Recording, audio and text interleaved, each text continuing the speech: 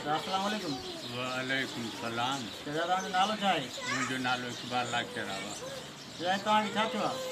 मां नौकिरी कंदो हुउसि पुलिस में, जेको 24 साल नौकिरी कया। अच्छा उन खां बाद में रिटायरी जो शौक़ु थी पियो, रिटायर थी लही आयुसि त घर पहुतो। पहिरें महीने मूंखे कॉलेज अच्छा उहो कहिड़े टाइम हो? तक़रीबन घणा साल थिया आहिनि तव्हांखे? मूंखे चोथों 5 साल आहे, 16 में 16 में थियो आहे। हिनमहिल 4 साल थी विया आहिनि तव्हांखे। जंहिंमें जेको अपील कयमि मथे जो आई जी साहिब छोकिरो आहे मुंहिंजो जवान आहे, हिकिड़ो वॾो 12 पढ़ियल आहे, टेक्निकल कॉलेज जो कोटड़ी जामसोरे में हुनजो जेको कंप्यूटर जो कोर्स A1 जो थियल अथसि। ॾाढी अपील कई, हुन नौकिरी बि केरु कोन थो वठाइजे।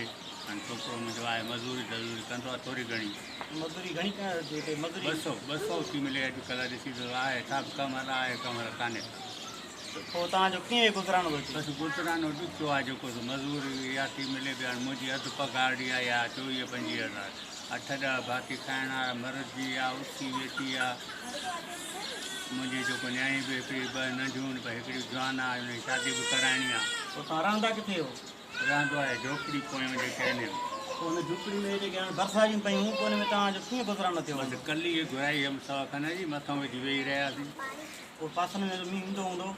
बसि उहो हलियो पियो। बसि पोइ ॿारड़ा नंढड़ा जेको आहे सो उन्हनि खे विहारे, छोकिरियूं छोकिरो जेको घरवारी, पोइ वेही रहियासीं। वॾो छोकिरो जेको मथां कली विझी वेही रहियासीं। ॿाहिरों मींहुं हलियो पियो मथां।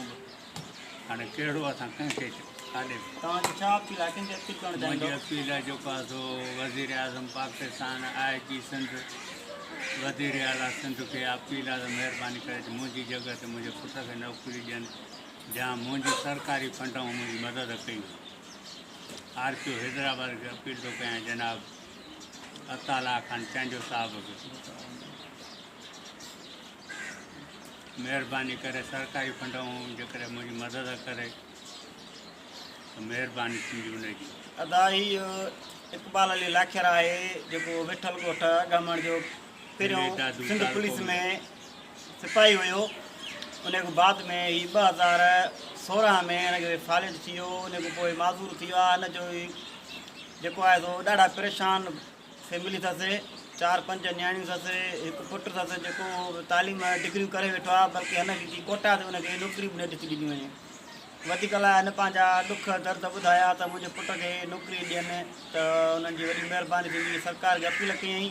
उन खां बाद में इक़बाल अली लाखेर चयो त मां मिसकिन ग़रीब आहियां, जेकी वसवारा आहिनि ख़ुदा मूं ग़रीब जी मदद कनि त उन्हनि जी अलाह पाक मदद कंदो। वधीक लाइ रिपोर्टर कमर जूं सोडर खे ॾींदा इजाज़त। अलाह ने कयो आहे।